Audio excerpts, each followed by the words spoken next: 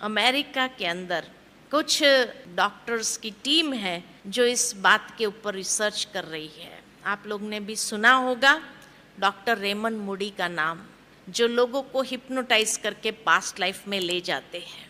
उसकी टीम में एक भारतीय डॉक्टर भी है और उनकी टीम में ये डॉक्टर्स इसीलिए अलग अलग भाषाओं वाले उसने रखे हैं ताकि जब पास्ट लाइफ में ले जाते हैं और कई बार वो उस भाषा में बोलने लगते हैं तो क्या बोल रहे हैं पता नहीं चलता है। तो जब पिछली बार जब आए थे तो उन्होंने एक बहुत वंडरफुल बात सुनाई। तो कहा कि जब उनको पास्ट लाइफ में ले गए, अधिकतर जितने लोगों को ले गए वो लोग, तो उनसे एक सवाल बहुत कॉमन पूछा कि जब आप शरीर छोड़ते हैं उसके बाद कहाँ जाते हैं? सीधा दूसरे शरीर में प्रवेश करते हैं या भगवान जैसी कोई चीज है और उसके पास जाते हैं और भगवान आपको फाइनलाइज करते हैं कि आपको ये घर में जन्म लेना है, ये घर में जन्म लेना है, कहाँ जाते हैं? तो जब उन्होंने ये सवाल पूछा तो मेजॉरिटी ने यही जवाब दिया कि शरीर छोड़ने के बाद हम एक लाइट की दुनिया में जाते हैं और वहां एक बहुत पावरफुल लाइट से मिलते हैं।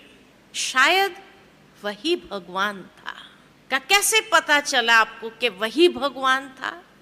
तो कहा क्योंकि वो भगवान इतना प्यार दे रहा था, इतना प्यार बरसा रहा था कि जैसे हम प्यार के फव्वारे में नहा रहे थे। इतना प्यार भगवान के सिवाय कोई नहीं कर सकता है, इसीलिए वही भगवान था। बहुत डिवाइन लाइट थी, बहुत पावरफुल लाइट थी। का उसके बाद क्या उसने फाइनलाइज किया कि आपको कहाँ जाके जन्म लेना? का नहीं, भगवान फाइनलाइज नहीं करता है। का जब हम उस फवारे में नहा रहे होते हैं, प्यार ही प्यार जैसे बरसा रहे हैं भगवान, तो उस प्यार में जैसे हमारा शुद्धिकरण हो रहा होता है, हम बहुत क्लीन हो जाते, शुद्ध हो जाते हैं। और ऐसे शुद्ध जब हो जाते हैं, बहुत लाइट फील करते हैं, उसके बाद हमारे सामने हमारी जीवन यात्रा की एक फिल्म की तरह पूरी जीवन यात्रा हमारे सामने से गुजरती है। और इतनी शुद्ध अवस्था में होने के कारण, क्योंकि परमात्मा प्यार में जैसे हम इतने शुद्ध हो गए, तो जब वो फिल्म चलती है हमारे जीवन यात्रा की, तो एक एक कर्म को देख करके हमें लगता है ये कर्म मैंने किया, इतने बुरे कर्म किए, इतने लोगों को मैंने चीट किया, उतने लोगों के साथ मैंने ऐसा व्यवहार किया।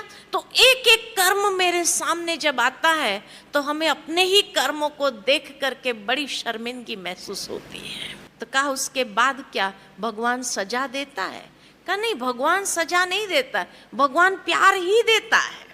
तो उसके बाद क्या होता है? तो कहा उसके बाद हमें ये फील होता है कि जो बुरे कर्म मैंने किए, जिसके साथ मैंने बुरे कर्म किए, चीट किया या किसी को भी धोखा दिया या जो भी मैंने बुरा व्यवहार किया, उन सब के साथ का हिसाब किताब मुझे चुकता कर देना है। और इसलिए हम वहां से वापस आते हैं और वापस आने पर हम खुद डिसाइड करते हैं कि मुझे कहाँ जन्म लेना चाहिए, ताकि उन आत्माओं के साथ मैं जल्दी से जल्दी हिसाब चुकता कर दूं। तो हम डिसाइड करते किस घर में हमें जन्म लेना है। उसके बाद हम ये डिसाइड करते हैं कि ये कर्म का फल हम कैसे चुकाएंगे। इसके लिए होनी को फाइनल करते हैं, डेस्टिनी को फाइनल करते हैं कि ये डेस्टिनी होगी और ये कर्म का हिसाब हम ऐसे चुकता करेंगे। तो सारी जो डेस्टिन्ड बातें हैं उसको हम फाइनलाइज करते हैं। इसलिए कहावत है, होनी को कोई टाल नहीं सकता है, क्योंकि वो होनी हमने ही फाइनलाइज की होती है। उसके बाद हम ये भी फाइनलाइज करते हैं कि किस दिन हमारा जन्म होगा, तो जन्म की तारीख को फाइनलाइज करते हैं। और उसके बाद ये भी हम फाइनलाइज करते हैं कि ये हिसाब चुकाने के लिए हमें कितने साल चाहिए। तो आयुष्य को फाइनलाइज करते कि भाई 5 साल चाहिए, 15 साल चाहिए, 50 साल चाहिए या 100 साल चाहिए, कितना साल मुझे चाहिए ये हिसाबों को चुकता करने के लिए। तो आयुष्य को फाइनलाइज करते हैं और आयुष्य को फाइनलाइज करने के बाद हम ये भी फाइनलाइज करते हैं कि ये शरीर छोड़ने के लिए कौन सा कारण बनेगा, कौन सी होनी बनेगी।